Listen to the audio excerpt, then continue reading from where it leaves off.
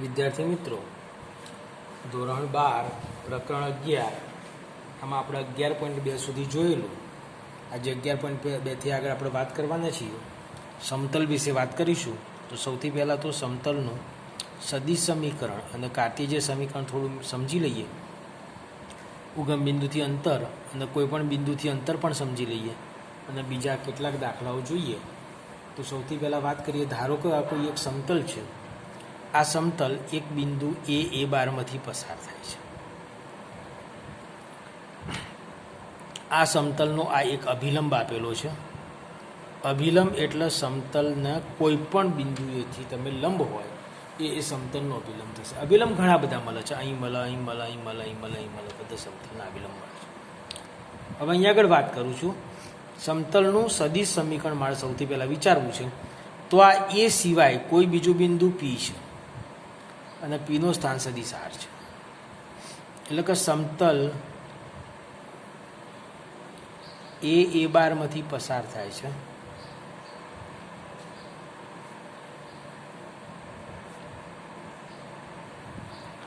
અને એ સિવાયનું બિંદુ P R છે. હવે આ એપી તો સમતલ પર થવાનું, એટલે એપી અને એન બે લંબ થશે.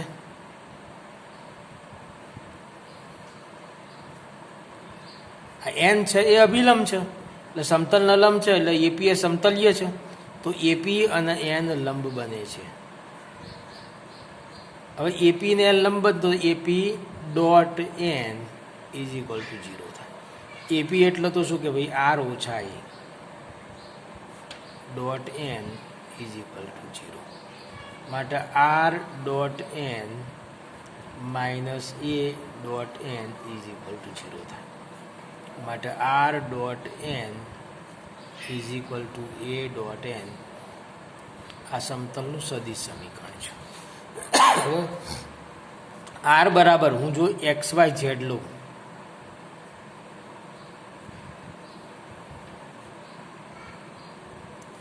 અને અભિલંબ a is equal to a i plus b j plus c k લઈએ તો આપણે અહીંયા આગળ કહી શકીએ કે ભાઈ આર ડોટ એન એટલે એક્સ આઈ પ્લસ વાય જે પ્લસ ઝેડ કે dot A i plus b j plus c કે is equal to a dot એને કોઈ સંખ્યા છે ને આપણે ડી લઈ લઈએ છીએ. તો એક્સ એ એટલે a x plus b y plus c z is equal to d એ સમતલનું કાર્ટેશિયન સમીકરણ દર્શાવે છે. આ બંને સૂત્રો આપણા માટે અગત્યના છે દાખલાઓ ગણતી વખતે. દિક કોસાઇન તો આગળ આપણે જોયેલા છે. હવે સમતલનું ઉગમ બિંદુથી અંતરની વાત કરીએ તો સમતલ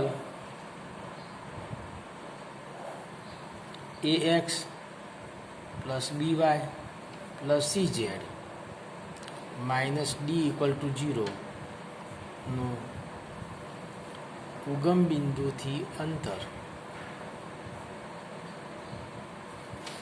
તો આપણે એ અંતરને આપણે વિચારીએ તો ઉગમ બિંદુથી અંતર is equal to mod of d upon under root of a square plus b square plus c square થશે. આ ઉગમ બિંદુથી સમતલનું અંતર છે.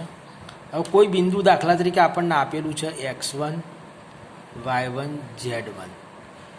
આ x1 y1 z1 થી ax plus b y plus c z plus d equal to 0નું લંબ અંતર વિચારવાનું હોય તો આ લંબ અંતર થશે mod of a x1 plus b વાય1 પ્લસ સી ઝેડ1 upon under root of plus d upon under root of a square plus b square plus c square થશે.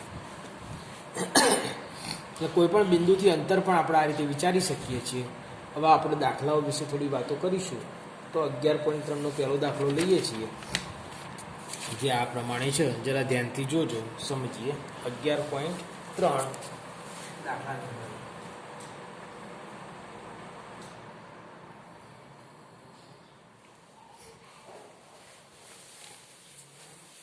રકમ છે નીચેના દરેક પ્રશ્નમાં સમતલના અભિલંબની દિક કોસાઇન અને સમતલનું ઉગમ બિંદુથી અંતર શોધો. અભિલંબના દિક કોસાઇન શોધવાના છે અને સમતલનું અંતર પણ શોધવાનું છે. તો પહેલો લઈએ છે દાખલો સ્વાધ્યાય 11.3 દાખલા નંબર 1 એનો પહેલો z બરાબર 2. હવે આને જો સ્ટાન્ડર્ડ સ્વરૂપમાં લખવા જવું તો 0x plus 0y plus 1z is equal two 2 છે. 2 ના બાદ લાવી દઈએ તો -2 ઇઝ ઇક્વલ ટુ 0. આને સમીકરણ ax plus by plus cz plus d equal to 0 સાથે સરખાવતા a બરાબર 0, b બરાબર 0, c બરાબર 1 અને d બરાબર -2 થશે.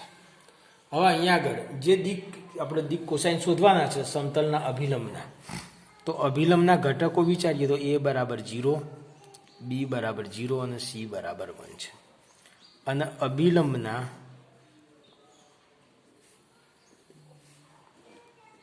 દિક કોસાઇન સમજી લો L, M અને N છે.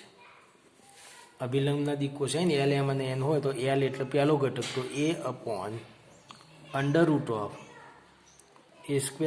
Plus b² plus c² plus 0/√0 plus 0 plus 1 0/1 એટલે 0 થાય. બીજો અભિલંબનો દિક કોસાઇન ઘટક M છે તો M બરાબર b/√a² plus b² plus c² 0/√1 એ પણ 0 થશે. ત્રીજા ઘટકની વાત કરીએ તો c/√a² plus b² plus c² બરાબર 1/√1 એટલે 1/1 એટલે 1 થશે. આ હતા એના ત્રણે દિક કોસાઇનો. માટે અભિલંબના દિક કોસાઇન 0, 0, 1 મળે.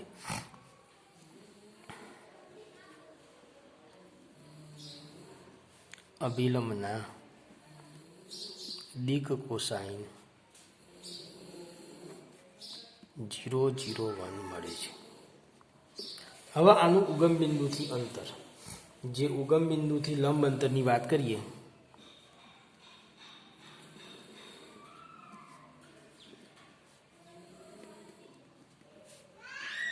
mod of d upon √a² plus b² plus c². d નો માનાંક એટલે માનાંકમાં -2 upon √1 એટલે 2/1 એટલે 2 થશે. તો લંબ અંતર આપણને 2 મળશે. આ હતો આપણો પહેલો દાખલો. ખ્યાલ આવ્યો હશે. હવે દાખલા નંબર પહેલાનો બીજો વાત કરીએ. દાખલા નંબર પહેલાનો બીજા દાખલાનું સમીકરણ છે x plus y plus z equal to 1. x plus y plus z is equal to 1. આનું સાદરૂપ આપું તો 1x plus 1y plus 1z minus 1 equal to 0. અને ax plus by plus cz plus d બરાબર 0 સાથે સરખાવતા તો a બરાબર 1, b બરાબર 1, c બરાબર 1 અને d બરાબર -1 થશે. હવે અહીં અભિલંબ n આપણને મળશે 1, 1, 1 મળે. હવે અભિલંબના દિક કોસાઇનો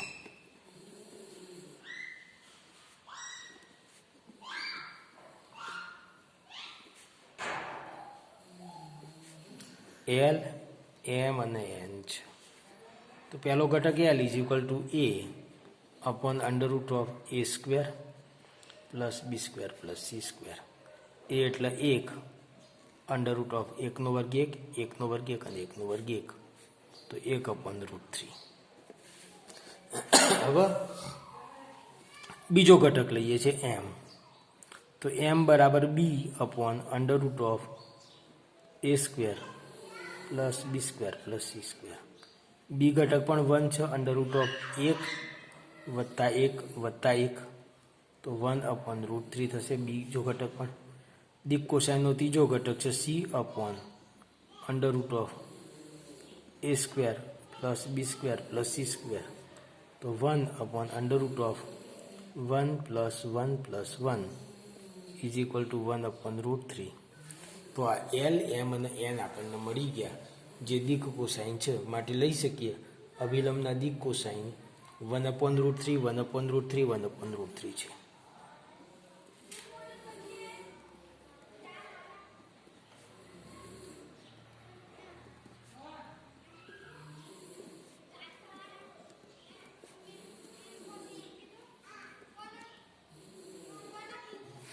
હવે ઉગમ બિંદુથી અંતર.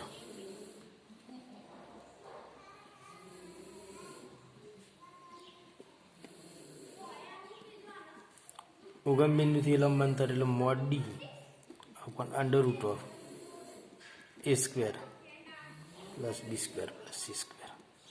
મોડ ઓફ ડી એટલે -1 અપોન અંડર રૂટ ઓફ 3 એટલે 1 અપોન રૂટ 3. એનું ઉગમ બિંદુથી અંતર મળશે. આ હતો આપણો દાખલા નંબર 1નો બીજો. હવે દાખલા નંબર 1નો ત્રીજો વાત કરીએ. ત્રીજો દાખલો, દાખલા નંબર 1નો ત્રીજો પ્રશ્ન જે છે એ આ પ્રમાણે રકમ છે 2x plus 3y minus Z equal to 5. 2x plus 3y minus Z equal to 5. આનું હું સ્ટાન્ડર્ડ સ્વરૂપમાં કરું તો 2x plus 3y minus Z minus 5 બરાબર 0. આને સમીકરણ ax plus by plus cz plus d બરાબર 0 સાથે સરખાવતા a બરાબર 2, b બરાબર 3, c બરાબર -1 અને d બરાબર -5. અહીં અભિલંબ થશે a, b અને c ઘટકો. હવે અભિલંબ એનના દિક કોસાઇન એલ, એમ અને એન છે.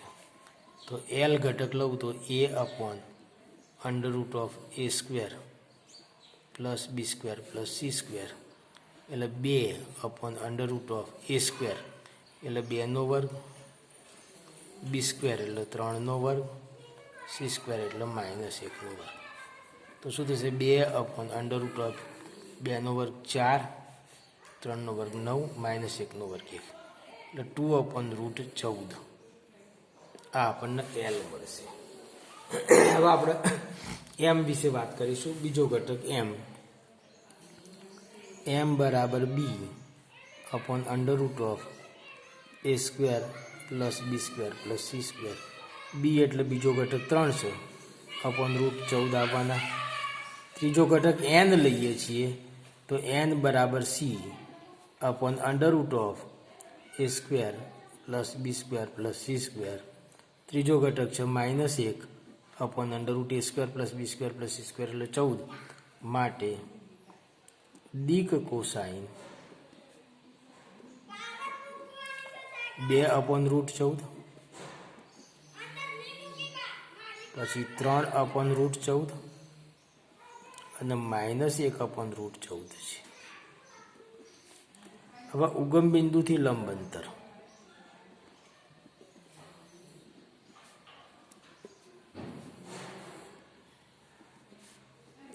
Mode of d upon under root of a square plus b square plus c square. એટલે શું થશે મોડ ઓફ ડી એટલે -5 upon a square plus b square plus c square તો શોધેલા જ છે 14. એટલે આનો જવાબ થશે 5 અપોન રૂટ 14. આ આપણો જવાબ થશે. તો આ હતો દાખલા નંબર 3. હવે ચોથો દાખલો. ચોથો દાખલો તમે કદાચ જાતે કરી શકો એમ છો, જો પ્રયત્ન કરશો તો થઈ જાય એવો છે. તો આપણે દાખલા નંબર 2 તરફ જોઈએ. બરાબર છે. ચોથો દાખલો સરળ જ છે, ચલો ને લઈ જ લઈએ છીએ. ચોથો દાખલો 5y + 8 = 0. તો 0x + 5y + 0z + 8 = 0. અને ax + by + cz + d = 0 સાથે સરખાવતા a = 0, b = 5, c = 0 અને d = 8 થશે. હવે આપણે કરવાનું શું છે? તો અભિલંબ જે છે a, b અને c ના દિક કોસાઇન L, M અને N છે. તો L બરાબર પહેલો ઘટક a/√a² + b² + c², 0/√0 + 25 + 0, પણ અંશ 0 છે માટે 0 જ મળે.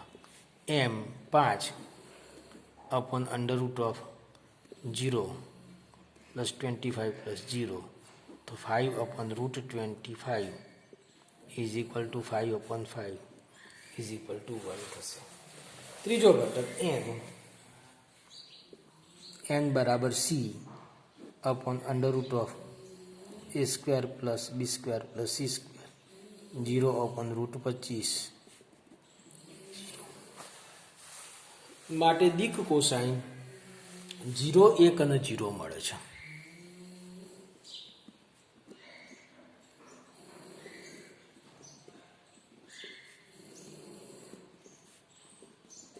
હવે ઉગમ બિંદુથી લંબ અંતર.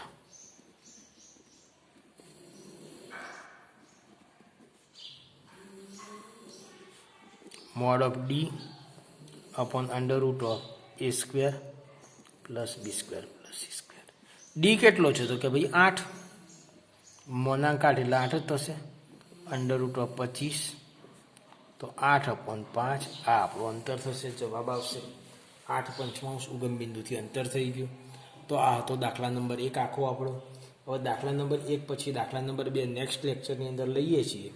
તો 1ના 4 દાખલા તમારે ગણવાના છે, સૂત્રને સમજી લેવાનું છે, યાદ રાખી દેવાનું છે. તો આપણે દાખલા નંબર 2 નેક્સ્ટ લેક્ચરની અંદર ચાલુ કરીએ છીએ. તો કારણ કે અહીંયા સમય 18 મિનિટ થયેલી છે, 2 મિનિટ માટે મજા નહીં આવે. નેક્સ્ટ લેક્ચર કરીએ.